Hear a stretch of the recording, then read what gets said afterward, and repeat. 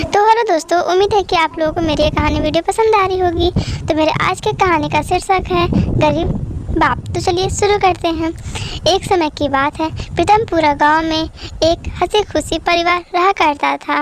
लेकिन एक दिन उस परिवार में एक अनहोनी होने के कारण उसकी सारी संपत्ति उसका रामू का भाई श्याम ले लेता है, जिस वजह से जो रामू रहता है वो एकदम गरीब हो जाता है।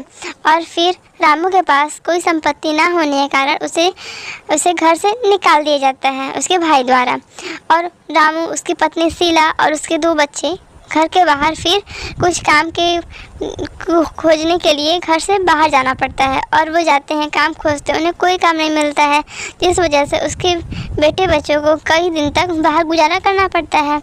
एक दिन रामू जाके किसी के घर में बोलता है कि मैं आपका बर्तन धुल दूंगा, आप मुझे थोड़े से पैसे या फिर थोड़ा से खाना भी दे देंगे तो मेरा काम चल जाएगा। मेरे 2 बेटे और एक बेबी है जो कि काफ़ी दिन से भूखी है। इससे उसका मालिक बोलता है ठीक है, तुम्हें काम मिल जाएगा, तो अपने बेटे बच्चों को लेकर यहाँ पे रह सकते हो। फिर उसके बेटे बच्चे वहाँ रहने लगते हैं, लेकिन वहाँ भी उसके साथ बहुत बुरा होता है। वहाँ जब वो काम करता है तो उसका मालिक उसके पे चोरी का इल्ज़ाम लगा के उसको जेल में बंद करा देता है, जिस वजह से उसकी पत्नी और उसके दोनों बच्चे बहुत रोते हैं। और उसकी पत्नी आत्महत्या कर लेती है और उसके 2 बच्चे रहते हैं, वो भी बहुत परेशान रहते हैं।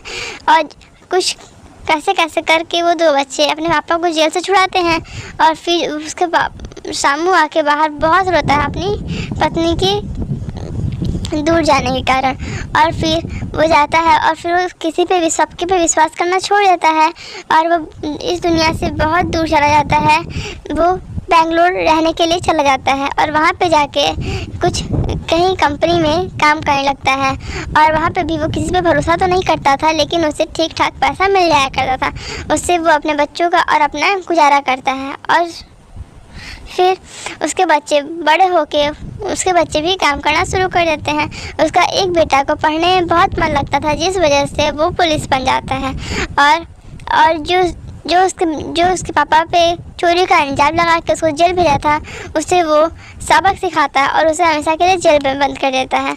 लेकिन और कहता है कि मेरी मम्मी के कातिल यही हैं, जहाँ पे मेरे पापा काम करने जाते थे उन्हीं लोग ने मेरे मम्मी को मार डाला। ऐसे कह के उसका जो चोरी का इल्ज़ाम लगाया रहता है वो माफ़ी मांगता है रामू से और कहता है कि तुम मेरे घर पे हमेशा के लिए रह सकते हो। और रामू को उसकी संपत्ति दे दी जाती है और रामू हंसी खुशी फिर अपने दोनों बच्चों के साथ रहने लगता है। सो थैंक्स फॉर वॉचिंग दोस्तों। वीडियो अच्छी लगी हो तो लाइक शेयर सब्सक्राइब करना भूलें। बाय बाय दोस्तों।